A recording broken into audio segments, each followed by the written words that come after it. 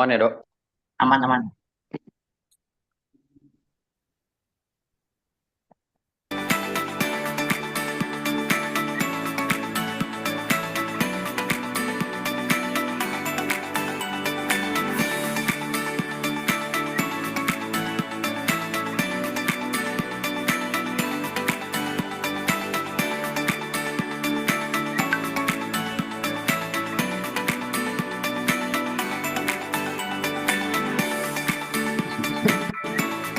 Putus-putus gak suaranya, Dok?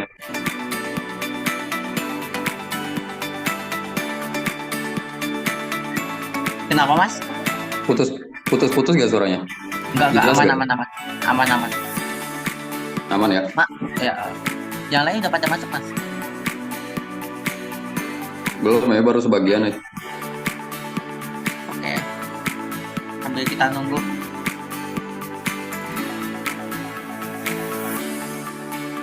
Dengan adanya Universitas Pelita Bangsa, kami harap dapat memberikan dampak pembangunan pada Kabupaten Bekasi, Jawa Barat, dan Indonesia. Semoga Pelita Bangsa terus berjaya.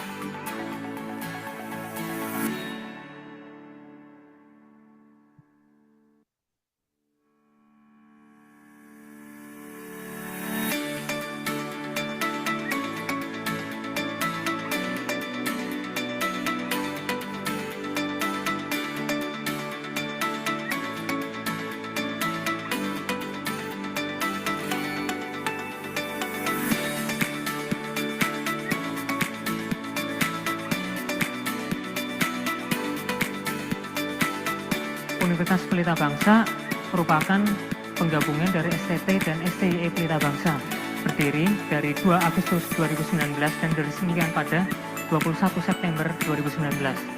Universitas Pelita Bangsa terdiri dari Fakultas Teknik dan Fakultas Ekonomi Bisnis dan Ilmu Sosial. Sebagaimana kita ketahui dalam penelitian juga mengatakan bahwa 90% CEO membaca 60 buku dalam setahun, dan juga orang-orang yang sukses dalam ekonominya, 88% mereka menggunakan waktunya 30 menit sehari untuk membaca. Maka dalam dunia perkuliahan inilah saatnya kalian memperdalam ilmu itu, sehingga kedepannya dalam menyelesaikan permasalahan di dunia real, pekerjaan, industri, dan seterusnya, kalian sudah memiliki bekal, yaitu teori-teori yang bisa dipakai diterapkan untuk menyelesaikan masalah-masalah kedepannya.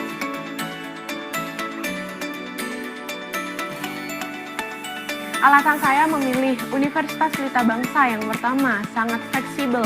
Yang kedua, biaya terjangkau. Yang ketiga, letaknya strategis.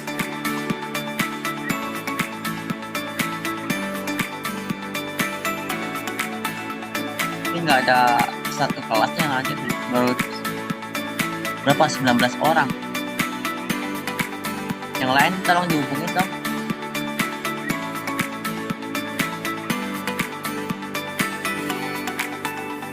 Pas 30 nanti kita mulai ya.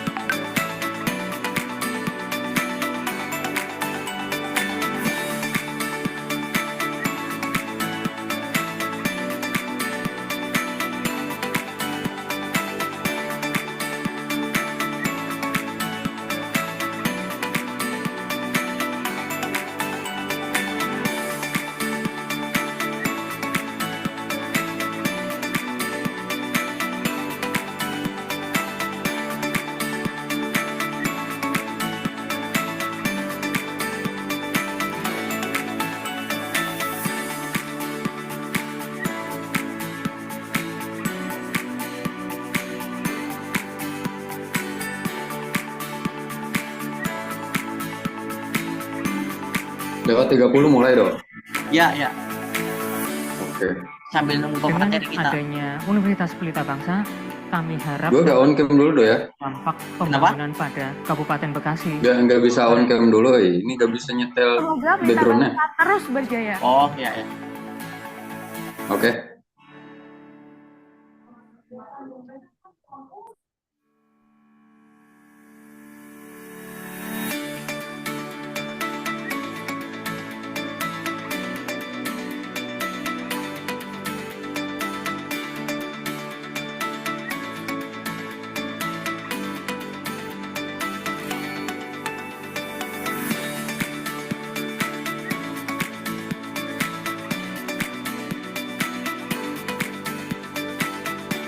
Universitas Pelita Bangsa merupakan penggabungan dari STT dan STIE Pelita Bangsa, berdiri dari 2 Agustus 2019 dan diresmikan pada 21 September 2019. Universitas Pelita Bangsa terdiri dari Fakultas Teknik dan Fakultas Ekonomi Bisnis dan Ilmu Sosial.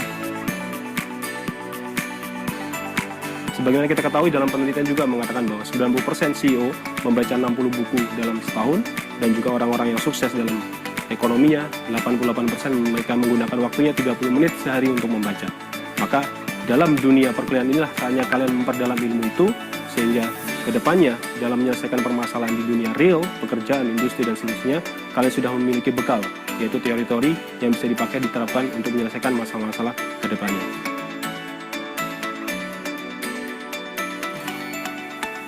Alasan saya memilih Universitas Pelita Bangsa yang pertama, sangat fleksibel. Yang kedua, biaya terjangkau. Yang ketiga, letaknya strategis.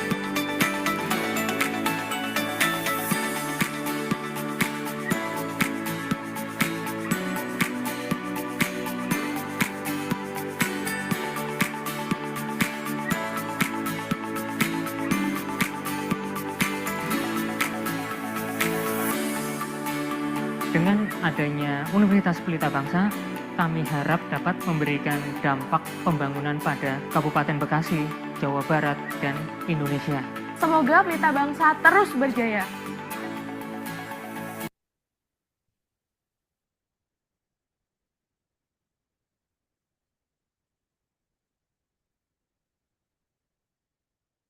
Oke, terlihat semua pemateri kita sudah masuk. 5 menit lagi kita mulai. Teman-temannya yang lain yang belum join, harap untuk segera join. Karena kita harus sudah akan dimulai. Mas Wahyu gimana, aman? Aman, Dok. Masuk Oke. suaranya. Oke, Oke. siap. Pas 30 kita mulai, Mas. Oke.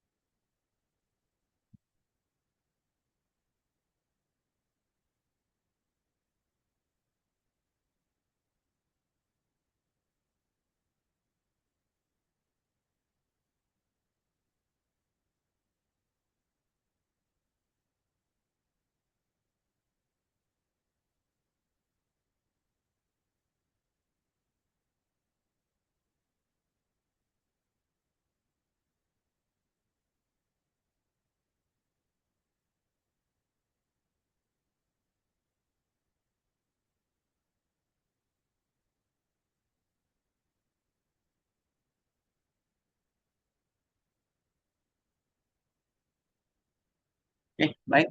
Sebelum kita mulai, saya ingin menyampaikan beberapa hal. Yang pertama, peserta diwajibkan on cam selama berjalannya acara. Yang kedua, menggunakan background sesuai dengan yang telah disediakan oleh panitia.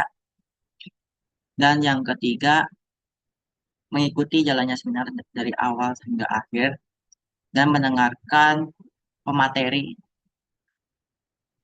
dari penyampaian materi dari awal hingga akhir. Eh, Bagi yang tidak berkepentingan, harap untuk menonaktifkan mikrofon untuk keamanan dan kelancaran acara. Dimohon untuk semua peserta aktif dalam mengikuti kegiatan seminar ini, mengingat pentingnya materi yang akan disampaikan oleh pemateri kami. Mungkin itu saja yang dapat saya sampaikan. Bisa kita mulai kepada Mas Wahyu, kami persilakan.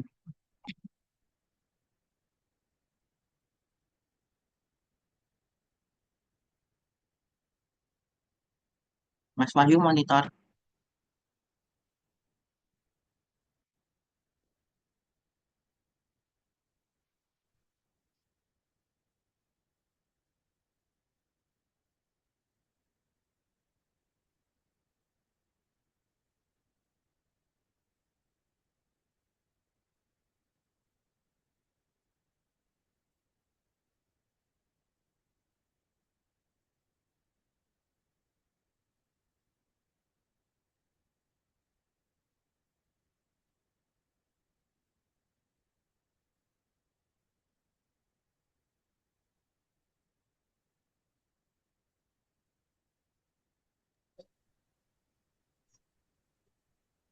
Mas Wahyu silakan dimulai. Sambil dimulai aja mungkin ya. Ya, silakan. Oke.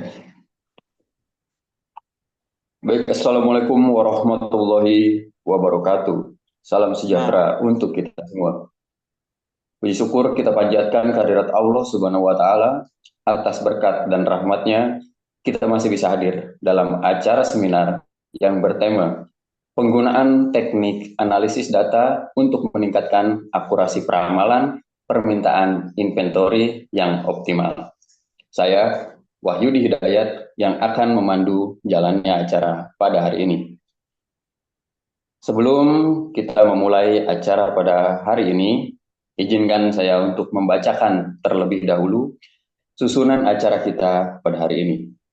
Yang pertama, acara akan dibuka oleh MC, lalu yang kedua menyanyikan lagu Indonesia Raya dan Mars UPB. Yang ketiga ada sambutan-sambutan. Yang keempat ada penyampaian materi atau acara inti pada pagi hari ini. Lalu dilanjutkan dengan doa bersama, dilanjutkan doa juga dengan foto bersama, dan yang terakhir adalah penutupan. Yang kami hormati seluruh tamu undangan yang hadir di acara webinar ini, kepada Kaprodi, dosen pengampu, dan juga pemateri yang telah hadir di tengah-tengah kita pada hari ini.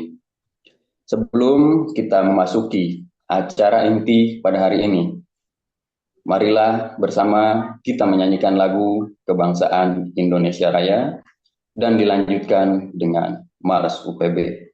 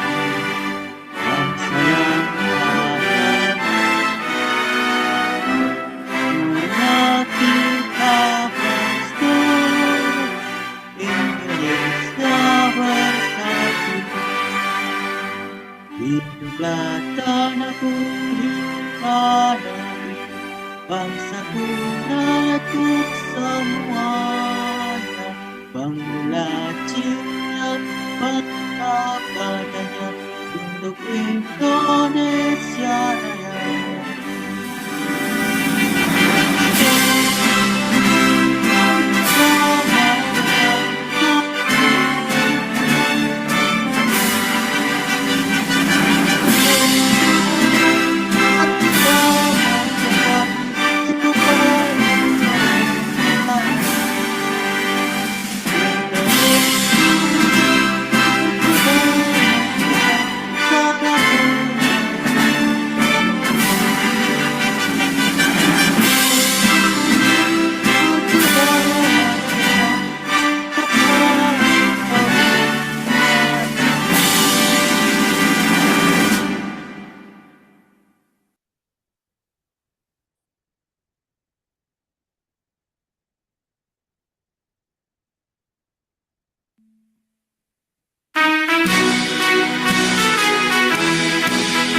Universitas Pelita Bangsa berkomitmen dengan kualitas terdepan.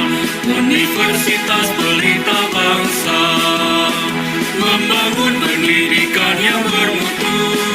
Universitas Pelita Bangsa memberikan pelayanan yang terbaik, megah dan terpercaya untuk membentuk karakter juara.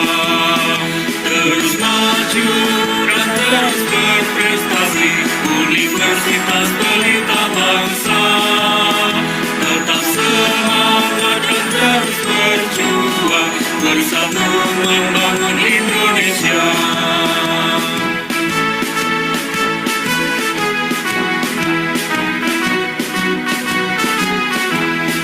Universitas Pelita Bangsa memberikan pelayanan yang terbaik, megah dan terpercaya untuk membentuk karakter juara. Terus maju dan terus berprestasi. Universitas Pelita Bangsa tetap semangat dan terus berjuang, bersatu membangun Indonesia. Bersatu membangun Indonesia.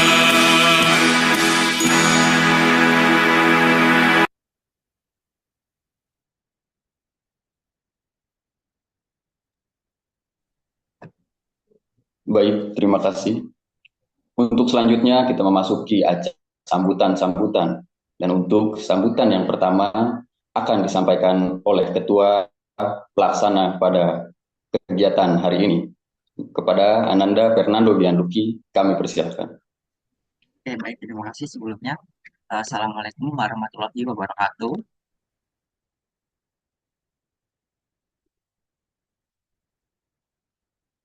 Selamat pagi semuanya. Pagi, Mas. Apa kabar? Sehat semua ya, pasti ya. Oke, terima kasih atas waktu yang diberikan. Pertama-tama, marilah kita panjatkan puji dan syukur kita kehadirat Allah yang Maha Kuasa, yang mana telah memberikan berkah, limpah, dan karunia-Nya kepada kita semua, sehingga kita dapat berkumpul di acara seminar ini dalam keadaan sehat walafiat, tidak ada kurang satu apapun. Sholawat serta salam kita sampaikan kepada junjungan Nabi kita Muhammad SAW. Atas kepadanya, semoga salam kita dapat tersampaikan di yaumul akhir nanti. Amin, amin.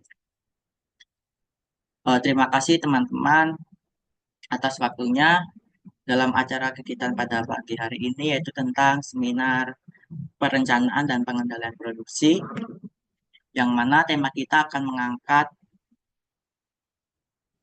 penggunaan teknik analisis data dan untuk meningkatkan akurasi peramalan permintaan dan inventory yang optimal.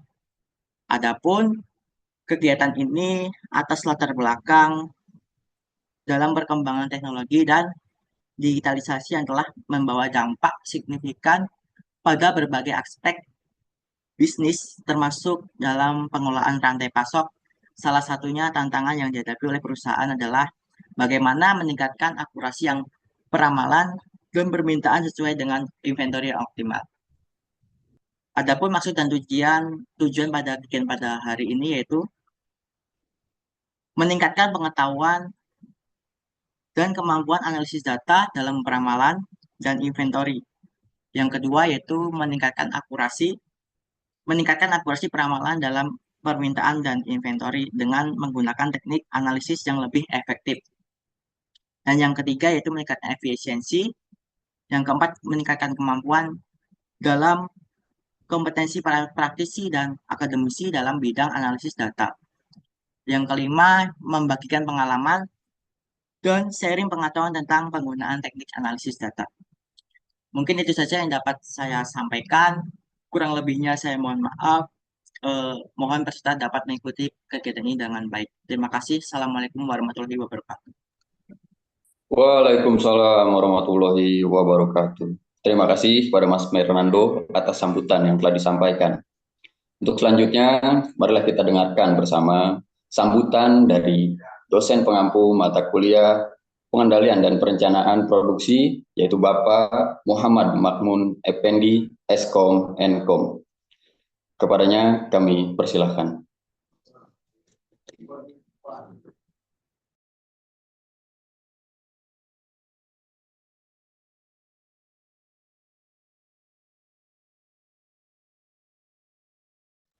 Baik, Assalamualaikum warahmatullahi wabarakatuh. Selamat pagi.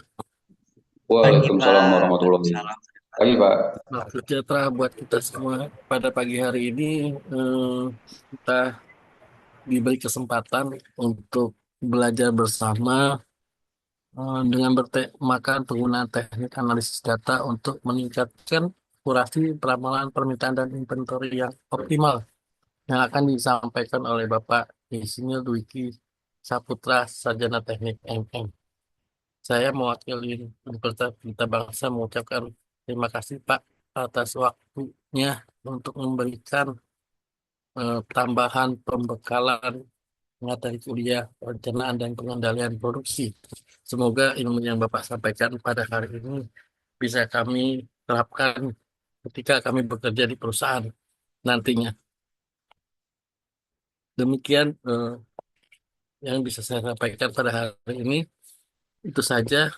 Lebih kurang mohon maaf bila ada kata yang salah. Wabillahi taufiq wal hidayah. Wassalamualaikum warahmatullahi wabarakatuh. Waalaikumsalam warahmatullahi wabarakatuh.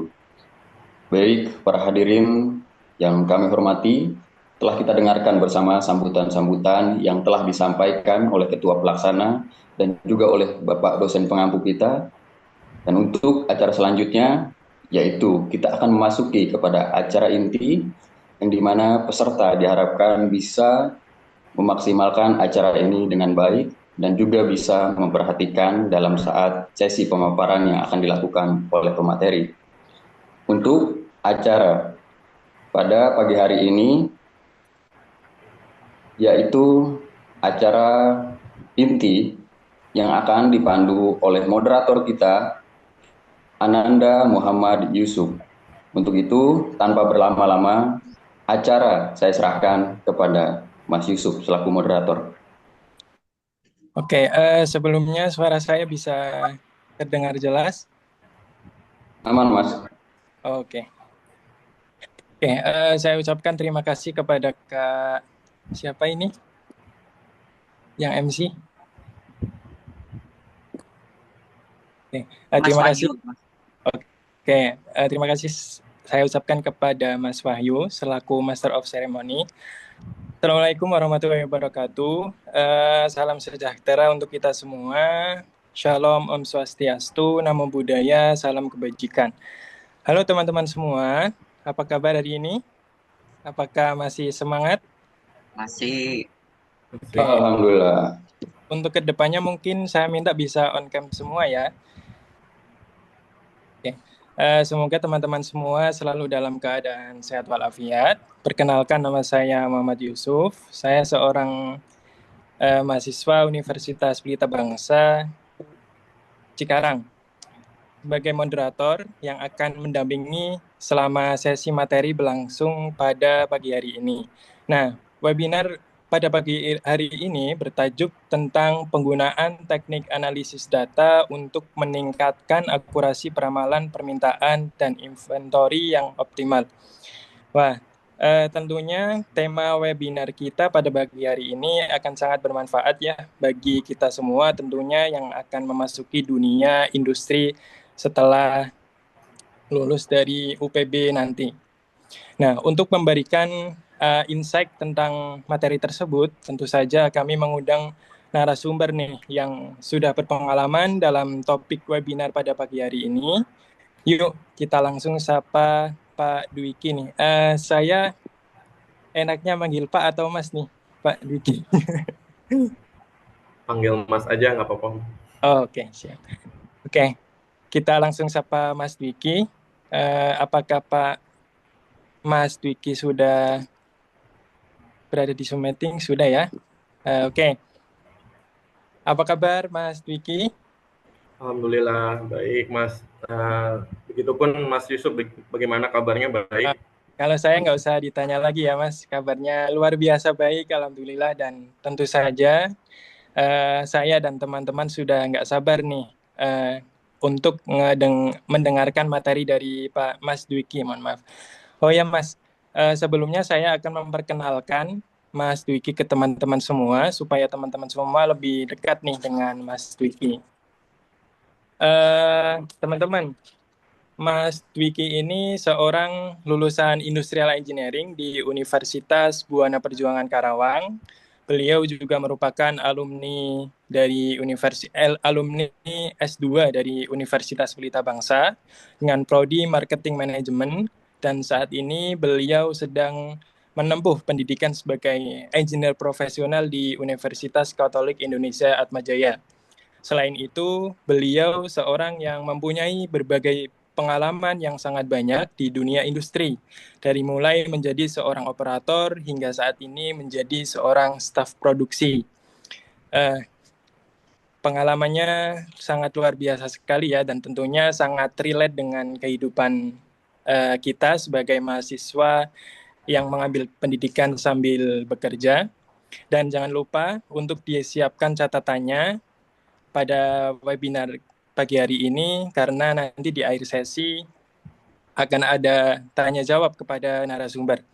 Oke, tanpa berlama-lama kita langsung dengarkan saja materi dari Mas Dwiki. Tempat dan waktunya saya persilakan. Oke.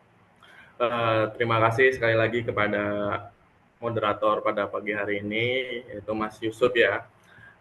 Terus saya juga ucapkan terima kasih kepada ketua panitia pada pagi hari ini, yaitu Mas Fernando Gianluki ya, yang telah menghubungi saya untuk meminta izin sebagai pemateri di webinar pada pagi hari ini juga.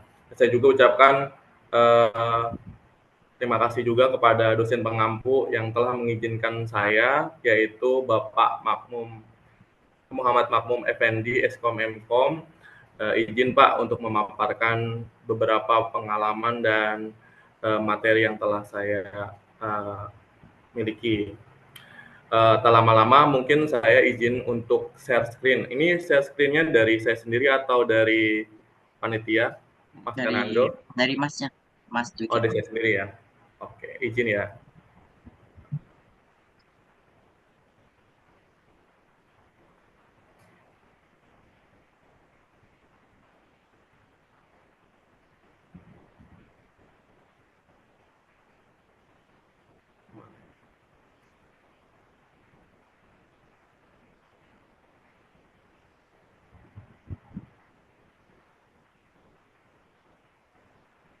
Oke, apakah udah terlihat, Mas? Sudah, Mas. Sudah, Mas. Ini saya perbesar ya. Oke, baik. Sekali lagi saya bacakan ya terkait tema atau mata kuliah yang sedang diampu saat ini, yaitu perencanaan dan pengendalian produksi ya. tema pada pagi hari ini yaitu penggunaan teknik analisis data untuk meningkatkan akurasi peramalan permintaan dan inventory yang optimal. Sebelumnya mungkin tadi sudah diperkenalkan ya, nama saya Dwiki Saputra. Saya merupakan alumni juga dari Universitas Pelita Bangsa. Saat ini saya posisi sebagai staf produksi di PT DNP Indonesia. Mungkin ada yang satu perusahaan dengan saya, mungkin nanti bisa kontak di akhir acara.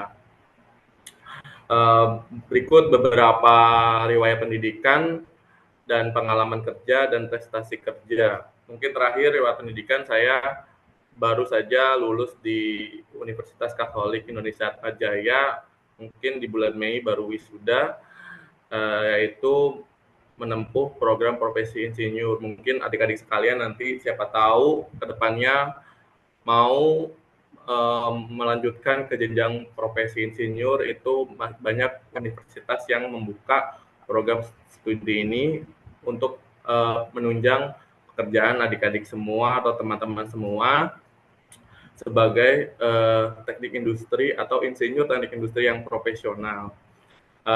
Pengalaman kerja saya itu banyak ya, karena saya juga kuliah sambil kerja nih. Mungkin banyak dari mahasiswa teknik industri Pelita Bangsa saat ini itu yang kuliah sambil kerja ya. Saya mulai dari pertama itu saya bekerja dari PT Midi Utama Indonesia, lanjut ke Astra Honda Motor, JVC, Mugai, JVC juga. Dan saat itu saya lulus S1, baru saya pindah ke Indonesia Thai Summit Auto sebagai marketing officer.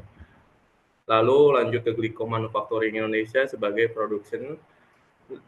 Lanjutnya itu ke PT DNP Indonesia, itu sehingga saat ini saya masih di DNP Indonesia sebagai staf produksi. Mungkin lanjut saja ya ke materi. Nah, untuk perencanaan dan pengendalian produksi yaitu, halo, suara saya jelas? Jelas. Oke. Perencanaan dan pengendalian produksi mengajarkan tentang cara atau teknik perencanaan dan pengendalian produksi mulai dari perencanaan menengah sampai pada perencanaan jangka pendek. Mohon maaf Mas, slide-nya nggak jalan. Oh, slide-nya nggak jalan? Bentar. Gini aja, jalan Mas? Halo? Ya, sudah. Jalan, sudah Mas. Sudah. Oke. Perencanaan dan pengendalian produksi mengajarkan tentang cara atau teknis perencanaan dan pengendalian produksi mulai dari perencanaan menengah sampai pada perencanaan jangka pendek. Perencanaan dan pengendalian produksi dilakukan pada sistem produksi yang menganut push system, yaitu perencanaan produksi yang didasarkan pada ramalan permintaan atau disebut forecasting. Perencanaan dan pengendalian produksi itu harus dilakukan untuk apa? Untuk menghindari adanya kerugian saat produksi, baik kerugian material, stock out, atau overstock, dan kerugian lainnya. Slide-nya jalan nggak, Mas? Belum. Halo? Belum pindah ya? Mending gini aja deh ya. Oke. Lanjut ya. Nah, di sini ada gambar, sudah terlihat Mas, gambar mobil yang bermuatan berlebih. Iya, terlihat. Nah, gambar di samping itu mengilustrasikan adanya kelebihan kapasitas kendaraan dalam menganut penumpang dan barang yang dapat memberikan kerugian. Kendaraan sulit bergerak dengan kecepatan normal karena beban yang terlalu berat, sehingga kendaraan tidak dapat mencapai tujuan sesuai dengan waktu yang ditentukan. Nah, ilustrasi ini cukup menjelaskan pentingnya perencanaan kapasitas dalam perencanaan produksi. Makanya, setiap produksi itu biasanya, setiap mesin di produksi itu ataupun lini produksi atau disebut line itu mempunyai kapasitas masing-masing.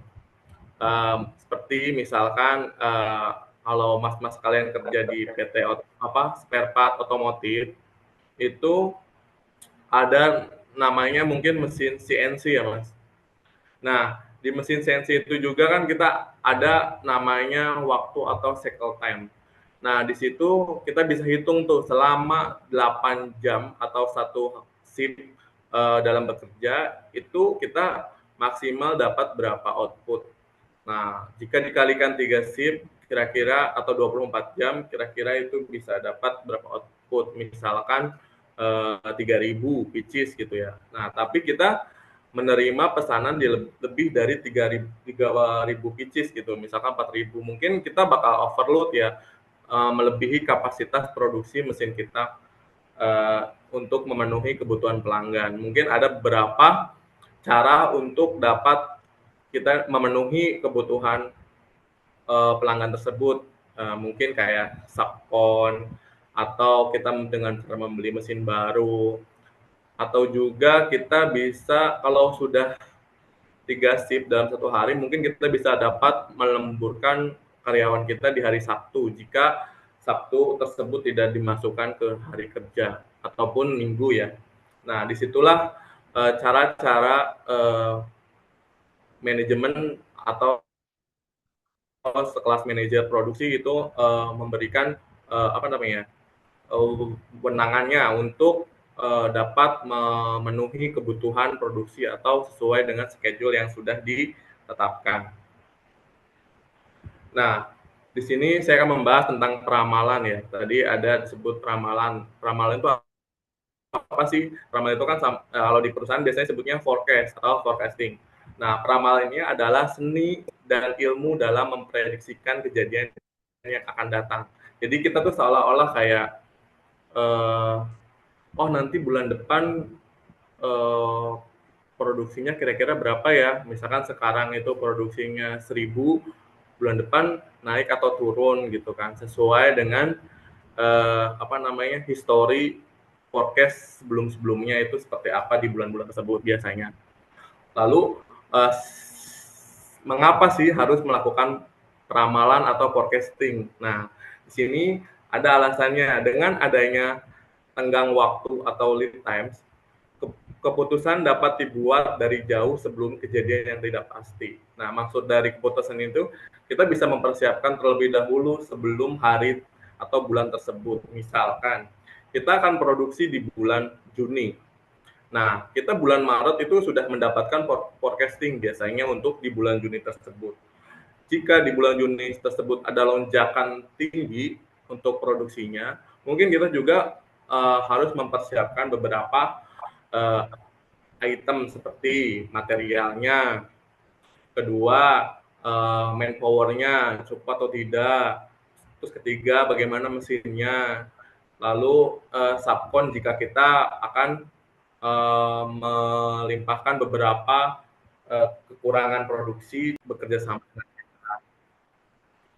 Terus peramalan permintaan produk atau bahan baku, tenaga kerja, kebutuhan dana merupakan input yang sangat penting untuk penjadwalan produksi maupun penentuan kebutuhan sumber daya. Nah, yang tadi saya bilang, ini nanti kita bisa persiapkan terkait bahan baku, tenaga kerja, kebutuhan biaya juga gitu untuk memenuhi forecast yang akan datang yang tiba-tiba melonjak tinggi.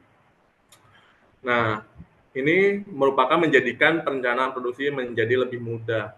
Misalkan kalau kita tidak ada forecasting, tiba-tiba di bulan depan atau besok gitu aja ya, tiba-tiba kita nggak tahu bahwa besok tuh ada proses produksi yang tinggi gitu, dikasih tahunya di hari tersebut gitu. Nah, kita tidak bisa mempersiapkan sebelum-sebelumnya kan. Nah, dari situlah pasti di hari tersebut kita bakal kewalahan. Mungkin seperti kita tidak memenuhi kebutuhannya lah, atau misalkan kita tidak lancar dalam produksi gitu kan, bisa berpengaruh gitu dari karena tidak ada forecast gitu sebelumnya. Jadi kita tidak mempersiapkan terkait mesinnya, kita maintenance dan lain-lain sebagainya. Karena memang forecast ini itu sangat penting di setiap lini produksi gitu. Ini ada beberapa klasifikasi problem peramalan ya, berdasarkan jangka waktu peramalan. Nah, di sini ada 3 jangka ya. Mungkin salah satunya itu jangka pendek, biasanya itu per 3 bulan itu dia update. Baik order nah, nanti itu kita update per 3 bulan itu kita harus mempersiapkan tuh terkait order pembeliannya, penjadwalan jumlah tenaga kerjanya, penjadwalan produksinya, penugasan pekerjanya. Jadi kita udah persiapkan gitu, misalkan kita mau produksi di bulan Juli gitu kan, sekarang kita harus sudah persiapkan. Karena bulan Juli itu biasanya 3 bulan kan ya, Maret, April, Mei, Juni, Juli ya. Ya mungkin itu udah muncul tuh di schedule di forecasting-nya gitu kan, karena 3 bulan setelah bulan ini gitu kan. Nah, kita harus mempersiapkan terkait 4 item tersebut. Lalu ada lagi jangka menengah atau medium. Nah, itu biasanya 3 bulan sampai 2 atau 3 tahun. Itu biasanya juga sama ya, kita harus merencanakan produksi, merencanakan penjualan juga jika produk tersebut langsung finish good ya. Kita juga perencanaan anggaran, budgeting biasanya itu dilakukan oleh accounting, dan perencanaan pembelian atau biasanya dilakukan oleh purchasing, dan perencanaan distribusi atau biasanya inventory control atau delivery ya. Nah, ini tuh kita harus juga rencanakan, walau bahkan ini yang 2-3 tahun itu kita juga harus persiapkan. Biasanya ini forecast jangka menengah ini informasinya tidak langsung ke stafnya, biasanya hanya sekelas manajer produksi hingga direktur ya yang mengetahui. Biasanya infonya by bos-bosnya gitu, mungkin bos perusahaan, supplier ke customer gitu. Ada juga jangka panjang, yaitu sekitar 2 sampai mohon maaf, mungkin ini yang jangka panjang tuh 2-3 tahun ya, yang jangka menengah tuh 3 bulan sampai 1 tahun. Ini tuh yang panjang yang 2-3 tahun ya. Ini mungkin biasanya ada peluncuran produk baru atau new product. Saat itu saya pernah bekerja di perusahaan Taisumit Auto, itu saya sebagai marketing kebetulan.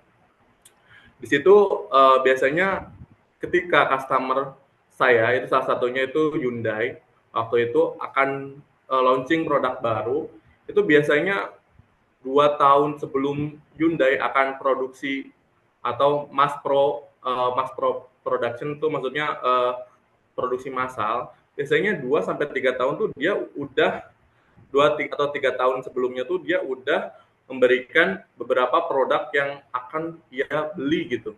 Dan kita sebagai supplier, kita mencoba untuk berlomba-lomba masuk ke pasarnya beliau gitu, untuk menjadi salah satu supplier untuk memenuhi material-material di salah satu material salah satunya untuk mobil yang dia akan produksi nanti sekitar 2-3 tahun ke depan. Nah, itu udah muncul tuh, nanti kita akan trial, kita akan nego harga, kita akan memberikan desainnya gitu ya. Biasanya desainnya tuh dari mereka, terus kita pelajari gitu kan, ukurannya berapa, bahannya dari apa, dan kita akan memberikan harga. Biasanya tuh customer tuh lebih melihat dari harga sih ya, karena mungkin kita akan berlomba-lomba untuk efisiensi agar harga yang diproduksi di perusahaan kita atau mesin kita itu lebih murah dibanding kompetitor gitu. Biasanya banyak yang berlomba-lomba saat peluncuran produk baru tersebut. Ini lanjut perencanaan modal, terus juga perencanaan lokasi dan fasilitas. Misalkan kalau perusahaan tersebut itu lokasinya jauh gitu kan, kita misalkan perusahaannya di mana ya, di luar Jawa misalkan ya, perusahaan di luar Jawa tapi perusahaan kita tuh di Jawa Barat. Nah, nanti kita juga harus memikirkan bahwa penyimpanan ini apakah sebaiknya disimpan di di perusahaan kita langsung gudangnya, atau kita menyewa gudang atau warehouse di beberapa titik yang dekat dengan customer tersebut. Biasanya kayak gitu untuk mengurangi downtime atau kendala saat pengiriman material. Terus yang keempat itu ada perencanaan kapasitas, yaitu ya mungkin menghitung kapasitas mesinnya berapa, kekuatannya berapa, maksimal berapa, minimum berapa kita harus ketahui. Nah, selanjutnya itu perencanaan strategi. Strategi biasanya ini sekelas manajer ke atas ya. Lanjut, ini ada klasifikasi problem peramalan berdasarkan metode peramalan yang digunakan. Nah, ini ada dua peramalan ya. Di salah satunya adalah peramalan secara kuantitatif. Nah, kuantitatif ini berikut ada subjective in nature, executive opinion, konsensus panel atau panel konsensus kelompok manajer, staf, dan ahli melakukan peramalan berdasarkan dan ada resiko dominasi atau risk dominance. Terus penugasan pekerjaan atau job assessment. Selanjutnya ada customer market survey. Departemen pemasaran mengirimkan petugas survei untuk mengumpulkan informasi dari konsumen tentang kondisi yang akan datang. Nah, ini biasanya kalau peramalan secara kualitatif ini biasanya udah ada histori sebelumnya ya, di mana mereka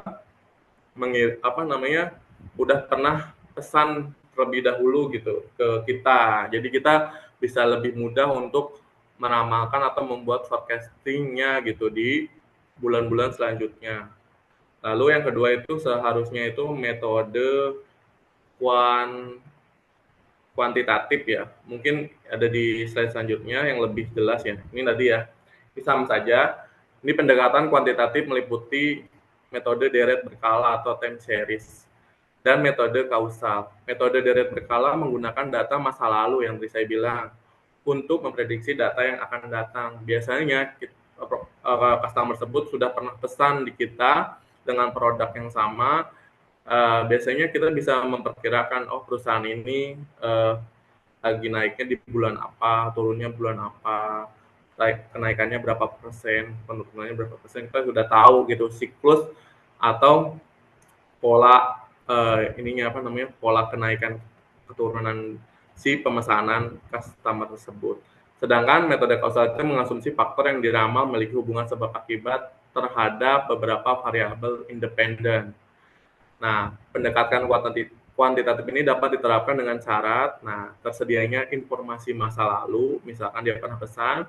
Dua, informasi tersebut dapat dikuantifikasikan dalam bentuk data atau nomor. Jadi datanya itu udah berupa pemesanan ya, kayak berapa pieces, berapa meter kalau misalkan produknya itu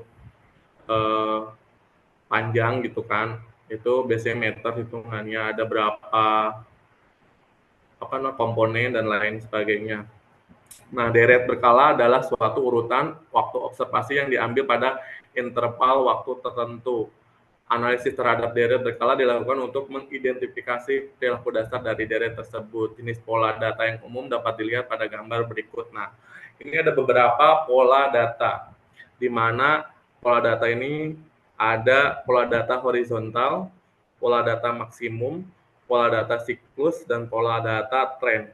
Nah, adik-adik sekalian mungkin nanti bakal mempelajari ini saat adanya forecasting di perusahaan adik-adik. Itu biasanya ada yang siklusnya tuh horizontal, ada yang siklusnya maksimum tuh biasanya paling tertinggi ya, jadi tinggi semua gitu di beberapa bulan.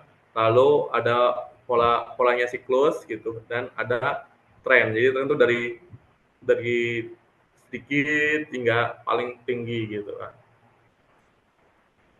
Nah, selanjutnya itu pendekatan kuantitatif.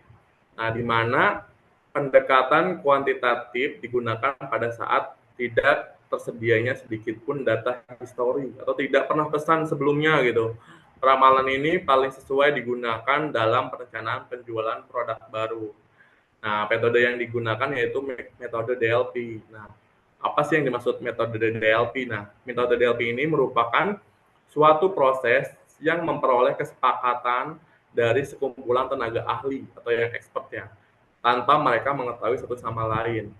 Nah, teknik metode DLP yaitu menyebarkan kuesioner lalu dijawab ringkas dan dilanjutkan ke para ahli untuk mendapatkan tanggapan, untuk memberikan perkiraan untuk mau pesan kira-kira berapa ya pesan di bulan ini, kira-kira berapa pesan di bulan ini. Nah, pembahasan dapat dilakukan dalam beberapa putaran hingga tercapai suatu kesepakatan di antara beberapa para ahli atau para pemimpin di perusahaan customer tersebut. Nah, contohnya ya, contoh langkah-langkah pada metode DLP. Biasanya kita sebagai customer biasanya pilih fasilitator yang misalkan sangat berpengaruh atau sangat mengetahui kondisi perusahaan dan lain sebagainya, sekelas manajer produksi, misalkan manajer marketing, direktur, nah dan lain-lain sebagainya.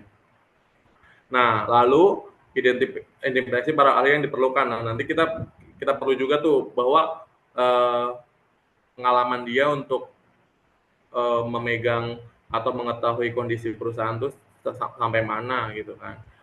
Baru identifikasi masalah. Nah, identifikasi masalah itu maksudnya kita identifikasi tuh masalah yang kita akan pesan nanti gitu. Misalkan di supplier ini kira-kira mau berapa nih. Nah, putaran pertama misalkan beberapa fasilitator ada yang bilang misalkan 10 gitu ya, 10.000 misalkan. Fasilitator pertama 10.000, fasilitator kedua ya udah 10.000-an gitu. Fasilitator ketiga misalkan 8.000-an. Nah, mungkin yang paling banyak di 10.000-an ya, dan nanti kita ambil di 10.000-an. Terus kita juga pertanyaan kedua mungkin kita tanyakan kembali dan dijawab kembali dan kita ambil paling banyak, dan putaran ketiga. Jadi hingga mendapatkan hasil atau bertindakan atas hasil yang udah fix yang akan dipesan kepada customer supplier gitu. Nah, kelebihan dan kekurangan metode DLP yaitu kalau kelebihannya itu hasilnya lebih akurat dan profesional karena biasanya metode DLP ini mereka study biasanya kira-kira pembeli di bulan sekian itu bagaimana gitu kan, kondisi keuangan di masyarakat seperti apa misalkan gitu kan. Mungkin contoh kecilnya ya, biasanya itu pembelian yang paling banyak misalkan untuk kendaraan bermotor itu yang paling tinggi itu biasanya di akhir tahun. Nah, di awal tahun biasanya di awal tahun. Untuk akhir tahun biasanya tuh rendah gitu kan. Apalagi misalkan habis setelah hari raya atau sebelum hari raya biasanya itu lagi tinggi. Dan ada juga di bulan-bulan tertentu yang misalkan kondisi ekonomi masyarakat tuh sedang tidak stabil atau banyak pengeluaran yang mungkin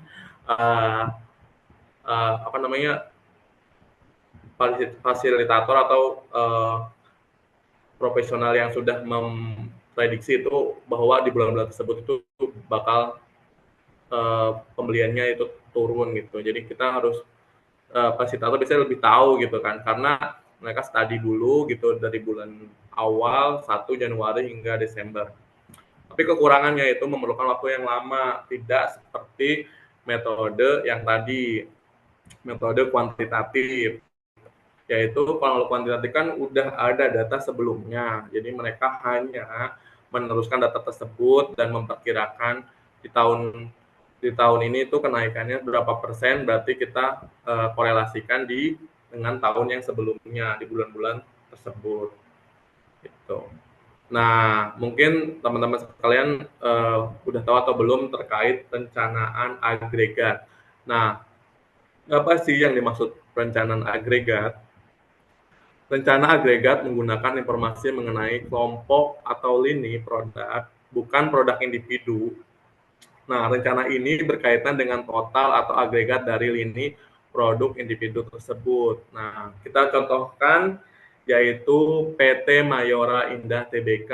Nah, mungkin teman-teman udah pada tahu ya bahwa PT Mayora itu ada di mana-mana ya, ada di Bekasi, mungkin ada di Cikarang, ada di Tangerang dan lain sebagainya.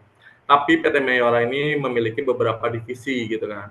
Pertama divisi biskuit misalkan, atau divisi kembang gula yaitu permen, divisi wafer, divisi coklat, kopi, dan makanan kesehatan kayak energen gitu ya. Nah, kita ambil contoh biskuit ya. Mungkin teman-teman udah sering nih makan biskuit-biskuitnya dari PT Mayora Indonesia Mayora Indah Tbk. Nah, contoh kita ambil 4. Nah, biskuit yang pertama itu Roma Mari. Biasanya Roma Mari itu ada variannya itu Mari Susu sama Mari Susu Gold ya. Jadi ada 2 varian. Terus yang kedua itu ada Roma Kelapa, mungkin yang ada yang original sama yang krim. Lalu yang ketiga itu Roma Malkis, ada original, coklat, keju, abon, tiramisu. Dan yang terakhir itu ada sari gandum, yaitu yang original, ada yang sandwich. Nah, contoh perencana agregat yaitu PT Mayora Indah Tbk menghasilkan ini produk biskuit, kembang gula, wafer, coklat, kopi, makanan kesehatan. Nah, pada lini produk biskuit tersebut merek-merek seperti Roma Mari, Roma Kelapa, Roma Malkis, Roma sari gandum untuk setiap 3 kuartal mendatang. Rencana agregat PT Mayora ini untuk lini produk biskuit memiliki output sebagai berikut. Nah, jadi maksudnya perencanaan agregat ini, dia tidak menyebutkan tuh, misalkan Roma Mari susu berapa, Roma Mari original berapa gitu, Roma Kelapa krim berapa, Malkis abon dan lain-lainnya berapa. Dia hanya menyebutkan bahwa nanti produk biskuit itu forecast-nya seperti ini. Misalkan kuartal 1 di Januari 150.000, Februari 120.000 turun, dan turun lagi di bulan Maret 110.000, dan turun lagi di bulan April 100.000, dan naik lagi di bulan Mei gitu. Mungkin misalkan Lebaran gitu kan, 130.000, naik lagi Juni gitu kan, ada acara besar gitu misalkan, dan lain-lain sebagainya. Naik hingga Juli, turun lagi di Agustus dan September. Nah, ini yang disebut rencana agregat, yaitu tidak terperinci. Jadi mereka tuh hanya menyebutkan bahwa produk biskuit forecast-nya seperti ini gitu. Biasanya kita biskuitnya sebenarnya sama gitu kan. Biskuitnya seperti sama, ada yang berbentuk beda. Maksudnya sama ini tuh bahan bakunya biasanya sama gitu kan. Mungkin dari mulai tepungnya dan margarin dan lain-lain sebagainya itu mungkin kita persiapkan sama. Tapi dari rencana agregat ini kita mendapatkan informasi hanya produk lini biskuit saja, tidak menjelaskan bahwa Roma Mari berapa, Roma Kelapa berapa, dan Roma Malkis berapa. Seperti itu. Nah, di sini ada 2 strategi perencanaan agregat. Nah, yang satu adalah pilihan kapasitas. Misalkan kita kekurangan persediaan atau kekurangan persediaan, kita mengubah tingkat persediaan gitu. Mungkin misalkan contoh kita di bulan depan akan naik pemesanan, kita ubah tuh tingkat persediaan kita tuh, mulai dari yang biasanya kita stoknya sedikit, kita lebihin gitu, karena tahu bahwa bulan depan kita akan produksi banyak nih, kita pesan banyak gitu di bulan ini, karena bulan depan akan tinggi proses produksinya. Contoh misalkan tadi PT Mayora, misalkan bulan depan kita akan bikin 180.000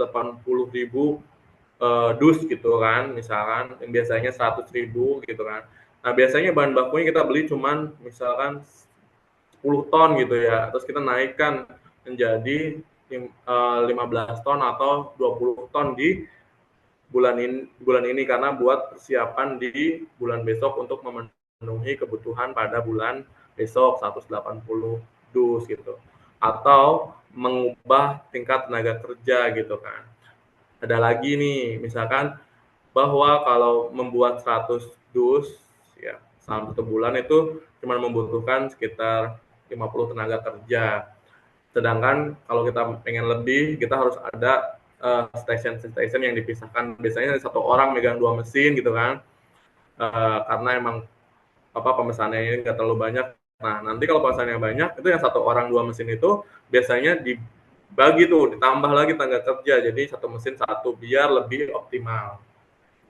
Terus yang ketiga itu mengubah tingkat produksi. Nah, biasanya kalau mesin tersebut bisa dicepatkan proses ininya apa namanya, proses produksinya, contoh ya machining gitu kan, itu bisa cycle time-nya kita lebih cepatkan gitu kan, misalkan yang biasanya 1 menit bisa jadi 30 detik gitu misalkan ya. Terus atau juga di mesin saya ada namanya, di saya itu printing ya, kita karena kan produk saya itu membuat kemasan produk ya, beberapa makanan di Indonesia untuk subkontak, untuk subkon PT Mayora juga gitu, kita memproduksi. Kita bisa lebih cepatkan juga tuh proses runningnya gitu kan, karena mengingat bahwa tingkat produksi itu saat bulan tersebut gitu tinggi gitu, kita tingkatkan tuh, maksimalkan yang biasanya kita running dengan kecepatan 300 meter per detik gitu, misalnya kita jadi 500 meter per detik gitu kan, naik jadi. Nah itu kita bisa dengan cara tersebut. Ada juga kita subkon yang saya sebutkan, bahwa subkon itu kita subkontrakan kepada perusahaan yang sejenis gitu kan. Misalkan contohnya perusahaan saya kan DNP Indonesia. DNP Indonesia itu memproduksi kemasan produk. Misalkan saya membutuhkan subkon nih, saya bisa saja nih ke kompetitor saya atau di bawah kompetitor, misalnya kayak Supernova gitu kan, atau Topan dan lain-lain sebagainya. Kalau kita kerjasama ke perusahaan tersebut, bisa tuh disubkonkan nanti subkon tersebut memproduksi produk yang sama yang kita akan kirim misalkan ke PT Mayora. Nah nanti subkon nggak langsung kirim ke Mayora, jadi subkon ngirim dulu ke perusahaan saya, nah baru saya kirim bebarengan ke perusahaan Mayora. Jadi seolah-olah kita produksi maksimal gitu, padahal kita subkontrak kepada perusahaan lain gitu kan, dibantu karena kondisi mesin kita tidak memadai, misalkan nggak cukup karena pemesanan melonjak tinggi. Terus itu penggunaan tenaga kerja paruh waktu. Nah biasanya sering dengar kan lowongan kerja itu kontraknya cuma sebulan, 2 bulan, 3 bulan, bahkan ada yang disebut juga kerja harian gitu kan. Nah itu biasanya tenaga kerja tersebut tuh untuk membantu untuk menambah tenaga kerja saat waktu-waktu yang dibutuhkan saja. Nah, itulah kegunaan mereka saat kondisi yang seperti ini gitu kan. Terus ada lagi nih kedua, strategi pemilihan permintaan, yaitu mempengaruhi permintaan, tunggakan pesanan selama periode permintaan tinggi, dan bauran produk jasa yang melawan tren musiman. Jadi biasanya kita mempengaruhi permintaan itu biasanya kita bisa negosiasi ya untuk pemilihan permintaan tersebut kepada customer. Negosiasi seperti apa? Ya biasanya kita menjelaskan bahwa mesin kita itu hanya dapat memproduksi seperti berapa, sebutkan, mungkin nanti hal tersebut itu biasanya atas persetujuan antara marketing dan purchasing-nya di customer. Setuju atau tidak, mungkin kalau setuju nanti sisanya bisa saja si purchasing customer tersebut memesan di perusahaan lain gitu. Jadi benarnya purchasing itu tidak memesan hanya di satu customer ya. Karena kenapa? Biasanya kalau di satu customer, satu supplier, jika satu supplier tersebut itu bermasalah, contohnya misalkan amit ya, perusahaannya kebakaran gitu kan. Terus masa customer tidak jadi proses produksi gitu kan. Nah, makanya biasanya purchasing-nya itu memilih 3 perusahaan. Misalkan contoh saya ya produksi kemasan. Nah, nanti tuh dari Mayora tuh pesennya di DNP misalkan 50%, 2%-nya di Supernova, 3%-nya di 30% di Topan dan lain sebagainya, untuk meminimalisir kejadian-kejadian tersebut. Terus yang kedua, tunggakan pesanan sama periode permintaan tinggi. Nah biasanya kita memenuhi tunggakan untuk permintaan tinggi itu ya tadi terkait kita harus bisa mengejar bahwa misalkan kita udah kehabisan stok nih di kita nih, gimana caranya balik lagi kita mengubah pilihan kapasitas kita untuk memenuhi permintaan tersebut. Dan yang terakhir itu bauran produk jasa yang melawan tren musiman. Nah, ini biasanya itu kita harus mengetahui nih musim-musim tren-tren musim-musim produk tersebut tinggi pembeliannya tuh di bulan-bulan berapa, kita harus mempersiapkan walaupun misalkan forecast tersebut belum muncul di daily forecasting. Biasanya forecasting ini itu yang dapat itu dari marketing ya, dan marketing di-share kepada PPC, lalu PPC membuatkan production schedule gitu pada produksi. Pintu utamanya marketing ya untuk forecasting ini. Nah, selain perencanaan tersebut, ada juga perencanaan kebutuhan bahan. Nah, perencanaan kebutuhan bahan ini merupakan suatu aktivitas lanjutan dari perencanaan produksi pada akhir atau end item. Yang telah jadwal dalam jadwal induk produksi Master Production Schedule atau MPS. Mungkin teman-teman kalian udah pernah dengar ya, udah pernah mempelajari terkait MPS ini. Nanti bisa dibuka lagi. Nah, suatu metode yang cukup dikenal dalam perencanaan kebutuhan bahan adalah metode Material Requirement Planning, sama nih MRP yang disebut MRP. Mungkin selanjutnya nih saya jelaskan kebutuhan antara MPS dan MRP ya, MRP Planning. Pertama itu biasanya kita buat jadwal produksi. Nah, gunakan MRP untuk mensimulasikan kebutuhan bahan, konversikan kebutuhan bahan ke dalam kebutuhan sumber daya gitu. Misalkan kita hitung butuh pekerja berapa, terus bahan baku berapa dan lain-lain sebagainya. Nah, jika kapasitas sudah mencukupi, jika iya, pastikan MPS dulu gitu kan. MPS itu Master Production Schedule. Kita pastikan bahwa Master Production Schedule itu udah benar gitu. Jika tidak, kita dapat ubah tuh untuk kapasitas untuk memenuhi kebutuhannya gitu. Untuk kita dapat revisi jadwal produksi utama, kita balik lagi gunakan MRP lagi, mensimulasikan kebutuhan bahan, konversikan lagi, dan sampai munculnya Master Production Schedule. Nah, ini contoh input dan output MRP ya.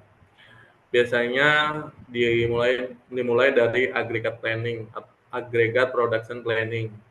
Nah, dilanjutkan ke master production schedule. Nah, master production schedule ini dapat dari mana sih? Biasanya dapat dari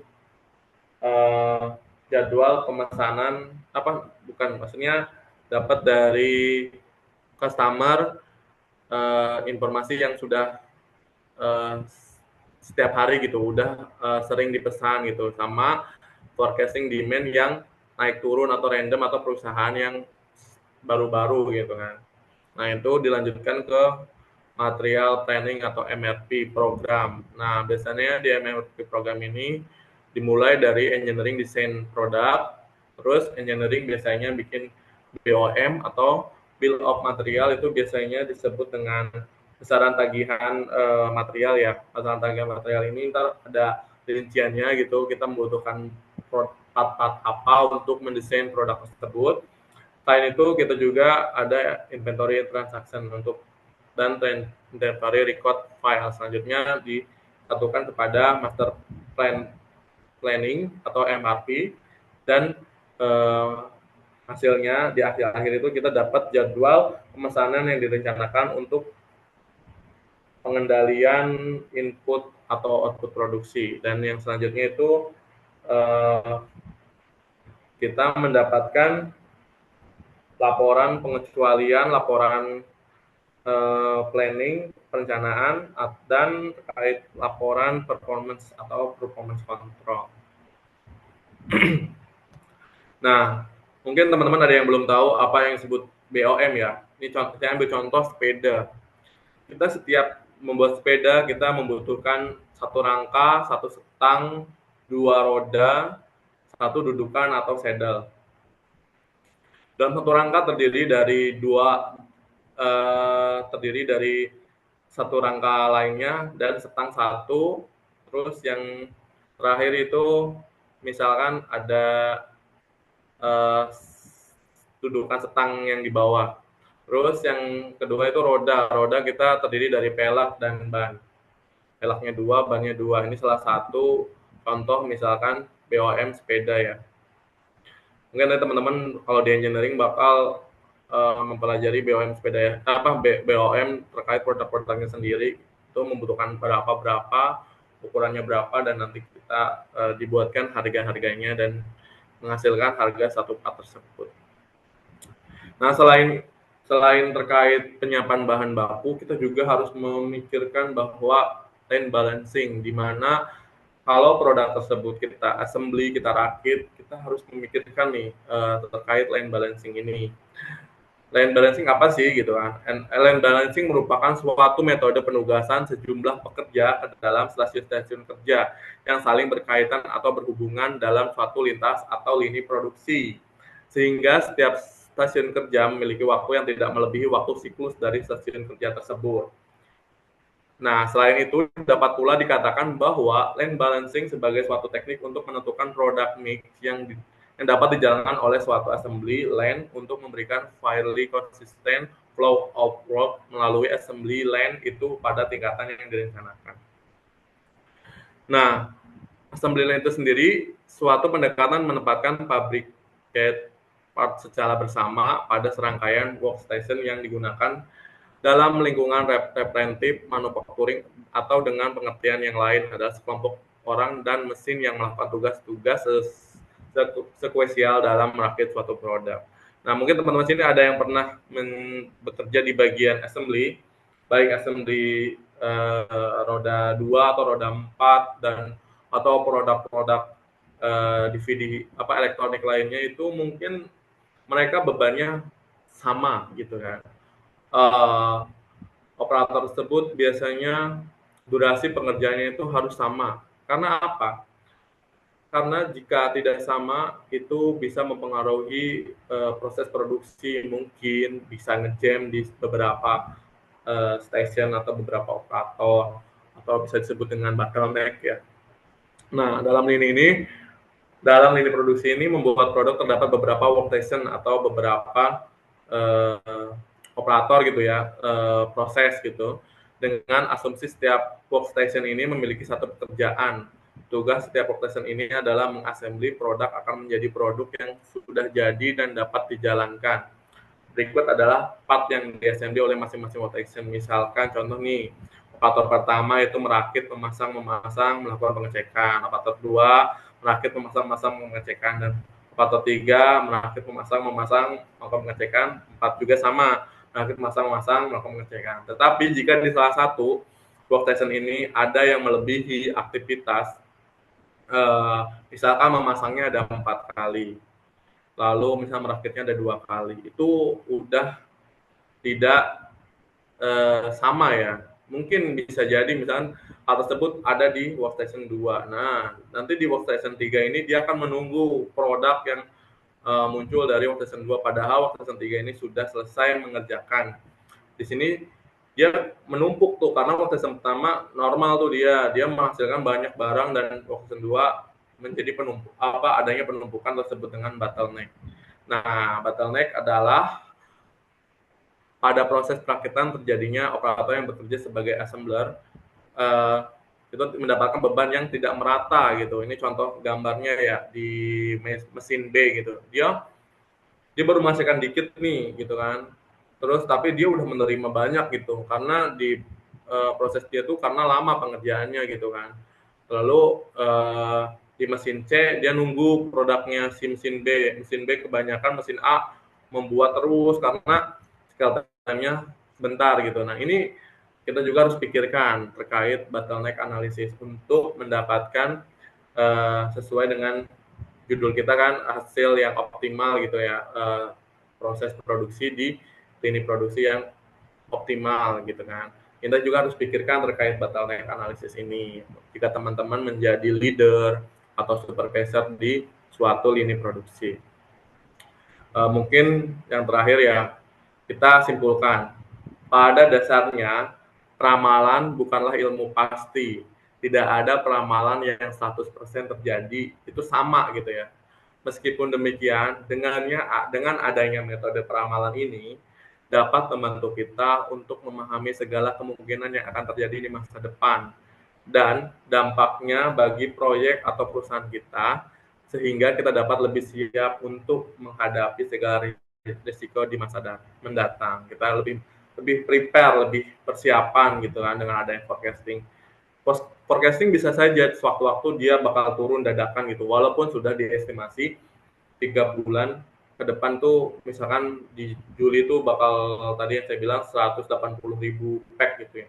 Tiba-tiba bisa saja di bulan Juni dia informasi turun gitu kan, nggak segitu gitu. Itu bisa saja. Jadi yang tadi saya sebutkan bahwa dasarnya peramalan itu bukan ilmu pasti dan tidak bakal 100% sama gitu. Bisa saja turun sedikit atau naik sedikit, bahkan turun banyak ataupun naik banyak. Jadi kita dengan adanya peramalan, kita bisa mempersiapkan terlebih dahulu untuk di bulan-bulan berikutnya. Mungkin segitu saja ya penyampaian dari saya. Jika ada yang kurang, mungkin mohon dimaafkan, dan jika ada pertanyaan dipersilahkan. Wabillahi taufiq wal hidayah. Wassalamualaikum warahmatullahi wabarakatuh. Waalaikumsalam. Waalaikumsalam warahmatullahi wabarakatuh. Oke, terima kasih Mas Dwiki yang sudah memaparkan materinya. Sangat luar biasa ya teman-teman materinya. Oke, kita memasuki ke sesi tanya jawab. Langsung saja saya bacakan. Yang pertama dari Mas Le. Assalamualaikum warahmatullahi wabarakatuh. Saya Ganding Lestiono dari kelas C7. Mohon maaf Kak, izin bertanya, apa metode peramalan produksi yang paling cocok untuk bisnis kecil atau startup? Terima kasih. Mau langsung dijawab atau ditabung dulu, Mas? Boleh lanjut lagi ke pertanyaan selanjutnya aja sekalian. Oke. Untuk pertanyaan kedua dari Mbak Siti Nur Ananda dari kelas C7. Mohon maaf Mas, izin bertanya, apakah setiap jenis industri dapat menerapkan metode kuantitatif dalam peramalan dan perencanangannya? Terima kasih. Oke. Satu pertanyaan lagi kali ya, Mas? Boleh. Oke. Ada pertanyaan dari Mas Yudi dari kelas IE22A2. Selain MRP, metode apa saja yang cocok untuk diterapkan pada sebuah perusahaan yang menggunakan sistem produksi make to order atau MTO? Dan bagaimana implementasinya? Sekian, terima kasih Mas.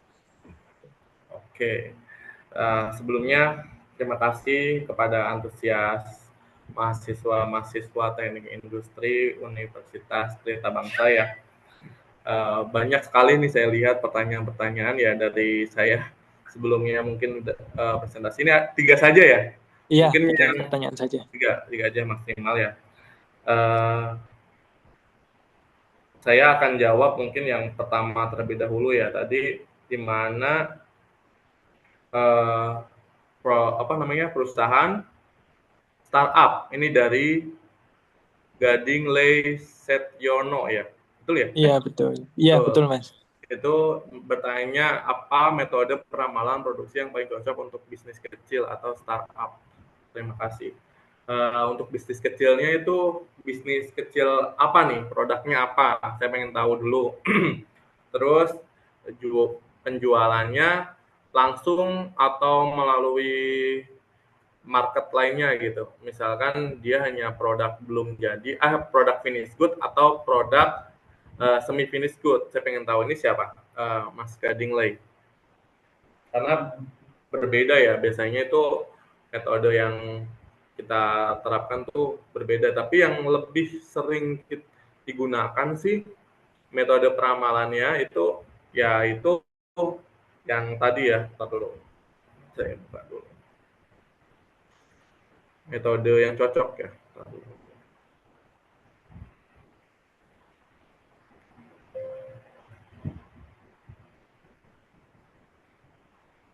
Mas yang tadi bisa jawab dulu bahwa itu produknya produk apa, terus itunya apa namanya, finish good atau bukan, lalu kira-kira itu dijual langsung atau bagaimana? Boleh muncul nggak di Zoom biar saya tahu? Halo? Oke, Mas Gading, apakah bisa dengar suara? Mas Lei?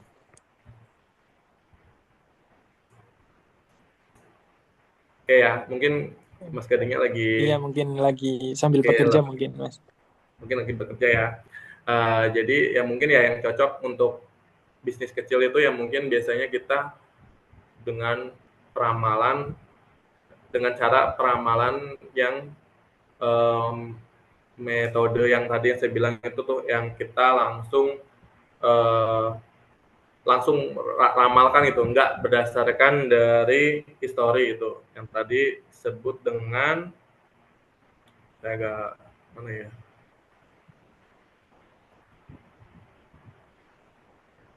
DLP ya, metode DLP, yaitu cocok sih menurut saya untuk bisnis kecil atau startup karena kita baru buka, kita belum bisa tahu gitu bahwa pembelian bulan-bulan nanti itu bakal berapa. Biasanya kita pelajari dulu dalam 1 tahun yang kita akan berjalan. Kalau misalkan perusahaan tersebut baru jalan, berbeda lagi kalau perusahaan tersebut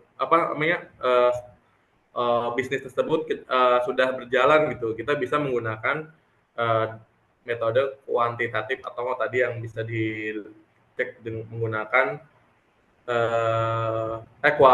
kuantitatif, kita cek berdasarkan histori penjualan kita di tahun-tahun sebelumnya. Itu aja sih Mas Gading Lei ya. Bisa terjawab atau udah puas atau belum puas, bisa komen atau hal lainnya. Itu dia lagi ngechat Mas, katanya lele Mas produknya. Produknya apa namanya? Kayak usaha lesa lele dan masih mentah lele hidupnya. Oh ini berarti mau dijual lagi ya.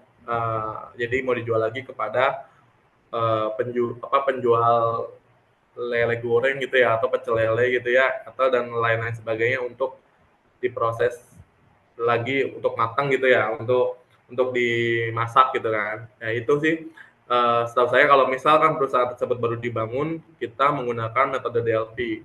Kita sebagai pengusahanya sendiri, kita bayangkan bahwa lele tersebut penjualan sebaiknya itu di bulan-bulan nanti itu kita akan maksudnya mempersiapkan berapa banyak gitu setiap bulan-bulannya. Kita pelajari dulu dalam 1 tahun, dari Januari hingga Desember. Setelah itu mungkin di tahun berikutnya kita bisa tuh menggunakan data tahun ini untuk menjadi forecasting di tahun berikutnya gitu. Itu sih Mas Gading Lei yang bisa saya jawab. Terus yang kedua ini ada dari Abi Soleha bukan ya? Dari Mbak Siti Nurananda, Mas. Oh, Mbak Siti Nurananda, oke. Ini Mbak Siti Nurananda, apakah setiap jenis industri dapat menerapkan metode kuantitatif dalam ramalan dan perencanaannya? Terima kasih. Oh, itu pasti ya, di setiap industri itu bisa menggunakan metode kuantitatif yang tadi saya bilang. Biasanya perusahaan tuh punya customer tetap.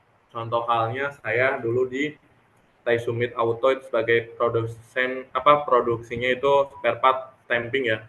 Kita punya customer tetap seperti contohnya kita Toyota, Hyundai baru sih kemarin, Toyota, Suzuki gitu kan. Dan kemarin tuh lagi apa ya? Pokoknya 2 itulah contoh, misalkan produknya itu mobil Brio gitu ya. Udah, kita setiap tahun kita memenuhi kebutuhan part yang dibeli sama Toyota untuk membuat produk mobil Brio gitu, misalkan bagian pintu mobilnya atau bagian bempernya dan lainnya sebagainya itu bakal terus-terusan sama gitu. Nah, kita tinggal menentukan forecasting dari tahun-tahun sebelumnya tahun sebelumnya gitu. Tahun ini menggunakan tahun sebelumnya, tahun besok menggunakan tahun ini dan seterusnya. Kayak gitu, Mbak. Kecuali customer-nya baru gitu. Misalkan ada customer baru nih, contoh nih sekarang ada pabrik baru yang namanya BYD ya, BYD nih nanti di Subang gitu kan. Nah itu nanti mungkin biasanya dia bakal terjun ke beberapa supplier, itu dia supplier tersebut karena belum pernah tahu gitu, mungkin dia bisa mempelajari sih dari customer lainnya, Toyota, misalkan Suzuki dan lain-lain sebagainya untuk dapat meramalkan permintaan di PT BYD ini gitu. Atau biasanya juga PT BYD ini memberikan forecasting sendiri gitu kan. Biasanya PT BYD ini juga memberikan pesanan atau memperkirakan forecastingnya sendiri dan dikirimkan kepada customer-nya. Walaupun kita sebelumnya sudah memperhitungkan jumlah pemesanan di tahun ini atau di bulan-bulan berikutnya. Gitu sih, Mbak. Mas, untuk Mbak Siti Nur Ananda. Jadi bisa ya intinya kuantitatif atau yang kualitatif gitu. Dua-duanya bisa kok. Ini selanjutnya siapa ya? Ini ya yang terakhir ya. Dari Mas Yudi ya. Iya, betul Mas. Itu menanyakan metode apa yang cocok untuk diterapkan pada sebuah perusahaan yang menggunakan sistem produksi make to order. Bagaimana implementasinya? Make to order tuh kita order baru dibuat ya. Betul apa tidak? Iya, betul Mas. Iya Mas Yudi ya. Jadi sebelumnya ini perusahaan apa ya? Boleh tahu? Misalkan kayak vendor buat bikin mobil, jadi komponen otomotif. Jadi kan dapat forecasting dari customer dan kita harus nyiapin tuh berapa banyaknya. Nah jadi misal nggak ada forecasting ya kita nggak produksi gitu, makanya jadinya make to order. Oh ya itu yang saya bilang, maksudnya ini memang seharusnya seperti itu gitu. Maksudnya tidak ada yang salah dari apa namanya perusahaan Masnya gitu kan. Memang setiap perusahaan gitu kita harus menerima forecasting dulu kan. Karena kalau tidak ada forecasting kita nggak akan buat produk tersebut. Jadi yang dipertanyakan sama Masnya ini apa nih ya? Saya masih belum paham karena ini metode apa yang cocok untuk diterapkan untuk perusahaan menggunakan sistem make to order. Ya itu yang saya bilang, maksudnya metode peramalan menggunakan kuantitatif atau kualitatif itu bisa dipakai gitu ya. Tadi sama pertanyaannya hampir sama kayak Mbak Siti ya, bahwa setiap industri pasti bakal menerima forecasting dari perusahaan sebelumnya. Oh mungkin Masnya yang dimaksud kalau perusahaan tersebut tidak mengirimkan forecast-nya, betul nggak? Halo, Mas Yudi? Lebih ke ini sih Mas, pengolahan forecastingnya itu kayak gimana? Buat berjalannya sistem produksinya gitu kayak gimana? Kan kalau kayak MRP kan komponennya kan paling bill of material, master planning production, planning order material, paling udah itu ya. Nah kalau di metode lainnya misalkan kayak di EOQ atau ERP itu seperti apa gitu, maksudnya pengolahan datanya tuh? Datanya ya yang saya tahu ya, setiap perusahaan mungkin menggunakan sistem MRP ya, tapi sekarang MRP kan sudah beralih ke sistem ERP ya, benar nggak Mas? Iya. Nah ya menurut saya yang dimaksud Masnya ini perusahaan yang menggunakan sistem produksi itu implementasinya ya, atau apa yang cocok untuk diterapkan pada sebuah perusahaan menggunakan sistem make to order. Kan make to order tuh biasanya dia dapat forecasting dulu tuh baru buat ya. Forecastingnya kan emang 3 bulan sebelumnya. Nah lalu biasanya kan kita mempersiapkan tuh di 3 bulan tersebut kan untuk memproduksi order yang akan datang tuh di 3 bulan ke depan. Nah, biasanya kita juga mempersiapkan sama saja sih Mas. Biasanya itu kalau menggunakan bill of material itu kan itu biasanya produk-produk baru ya yang akan kita proses atau yang mempelajari desain itu. Tapi kan kalau udah produk tersebut udah sering diorder di kita dan kita nggak perlu lagi tuh kita memperhitungkan kayak bill of materialnya dan mempelajari desainnya lagi karena produknya masih sama. Nah, yang saya maksud menggunakan kita desain merancang lagi, memperhitungkan lagi atau membuat bill of material itu biasanya kalau produknya baru gitu Mas. Mungkin itu sih yang saya bisa jawab. Masih ada yang ditanyakan nggak?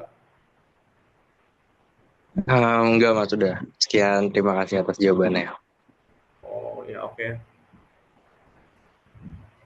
Oke, satu pertanyaan lagi bisa nggak Mas? Boleh. Yang mana Mas? Oke. Yang terakhir dari Mas Eko Yuliantoro dari kelas C5.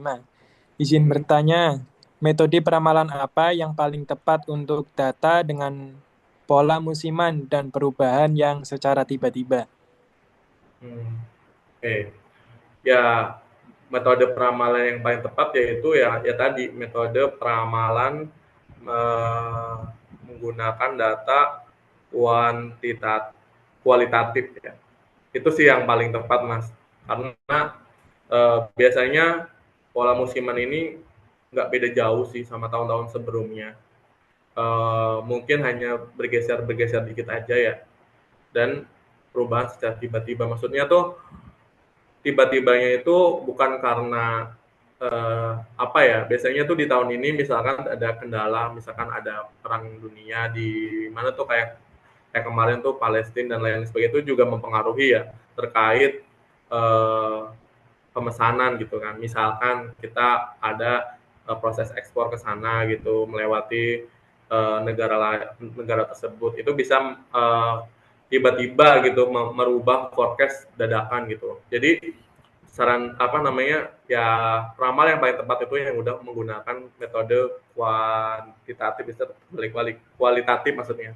Kualitatif itu yang paling tepat menurut saya karena itu lebih mudah, lebih cepat dan nggak kalah jauh akuratnya gitu kan dibandingin yang metode DLP tadi. Kalau metode DLP tadi kan yang biasanya memang kalau pemesanannya masih baru gitu kan, nggak terus-terusan gitu kan kayak baru pesan gitu, kita biasanya menggunakan metode DLP. Dan itu juga atas diskusi customer dengan kita juga gitu sebagai supplier. Itu sih yang bisa saya jawab Mas. Oke, kita cukupkan untuk sesi tanya jawabnya kali ya. Mohon maaf untuk teman-teman yang sekiranya pertanyaannya belum bisa terjawab oleh Mas Dwiki, nanti bisa langsung hubungi Mas Tando agar bisa ditanyakan ke Mas Dwikinya. Oke, boleh. Terima kasih banyak Mas Dwiki untuk waktunya dan juga pemaparannya yang telah diberikan kepada kita semua pada pagi hari ini. Semoga apa yang disampaikan dapat bermanfaat bagi kita semua tentunya. Dan terima kasih juga kepada teman-teman yang aktif bertanya dan juga mengikuti webinar ini sampai akhir. Kalau boleh saya simpulkan bahwa peramalan produksi sangat penting bagi dunia industri, karena hal tersebut merupakan hal yang utama dari kelancaran proses produksi di suatu perusahaan. Dalam melakukan peramalan produksi, tentunya ada beberapa hal yang harus dipertimbangkan, seperti jangka waktu, metode peramalan, teknik peramalan, strategi peramalan, perancangan kebutuhan, bahan, dan sebagainya. Sekali lagi, saya ucapkan terima kasih kepada Mas Dwiki atas waktunya. Semoga sehat selalu, Mas. Sampai bertemu di lain kesempatan. Dan saya Muhammad Yusuf, mohon maaf apabila ada tutur kata yang kurang berkenan. Terima kasih, saya kembalikan kepada MC.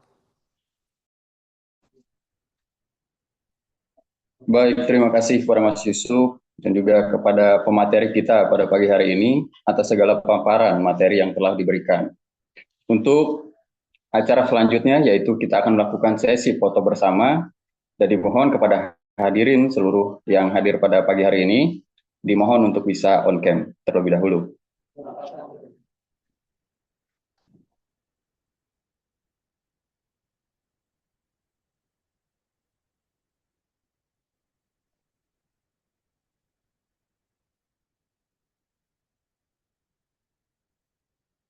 Baik, apakah sudah siap?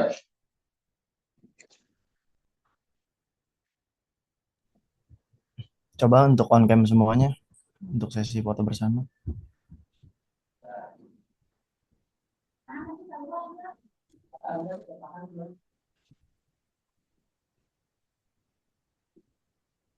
Oke, 1, 2, 3.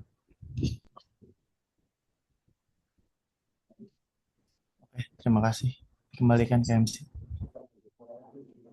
Baik, terima kasih. Untuk menutup rangkaian acara kita pada pagi hari ini, mari bersama-sama kita berdoa yang akan dipimpin oleh Ananda Anwar Patoni. Kepada Saudara Anwar, kami persilakan untuk memimpin doa. Baik, sebelumnya apakah suara saya bisa terdengar jelas? Bisa, Mas, bisa. Oke. Assalamualaikum warahmatullahi wabarakatuh. Demikianlah seluruh rangkaian acara seminar kita pada pagi hari ini. Semoga apa yang telah kita pelajari bersama dapat bermanfaat dan menjadi bekal dalam aktivitas kita ke depan. Sebelum kita akhiri, marilah kita menundukkan kepala sejenak, memohon keberkahan dan rasa syukur kepada Tuhan Yang Maha Esa. Untuk yang beragama non-Islam bisa disesuaikan. A'udzubillahi minasyaitonirrajim. Bismillahirrahmanirrahim. Allahumma sholli ala sayyidina wa habibina wa syafiina wa karimina wa dafrina wa maulana Muhammad. Alhamdulillahi rabbil alamin. Hamdan syakirin, hamdan na'imin, hamdan yu'afini wa yukafi mazidah. Ya Rabbana lakal hamdu kama yanbaghi li jalali wajhika wa 'azimi sultanik. Allahumma sholli ala sayyidina Muhammad wa ala ali sayyidina Muhammad. Allahumma inna nas'aluka salamatan fid din wa khafiyatan fil jazad wa riyadatan fil ilmi wa barakatan fil rizki wa tawbatan qabla maut wa rahmatan hinal maut wa maghfiratan ba'dal maut. Allahumma awin alaina fi syahratil maut wa najata minan nar wal afwa inal hisab.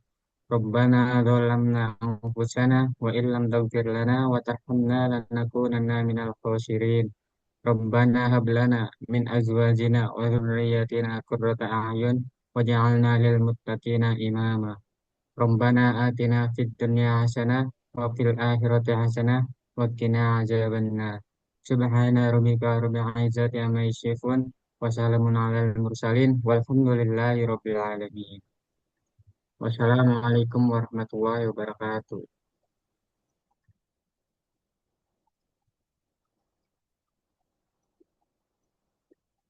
Mas Wahyu. Mas Wahyu. Mungkin sebelum ditutup, ada kesan-pesan dulu dari dosen kami, mungkin Pak Effendi mau menambahkan.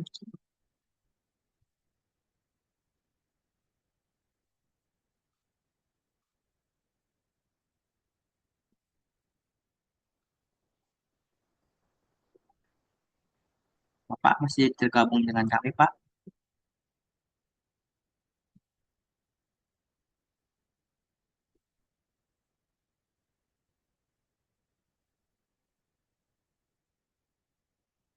Jadi jika tidak ada, Mas Wahyu bisa ditutup, Mas Wahyu. Baik, saya rasa cukup.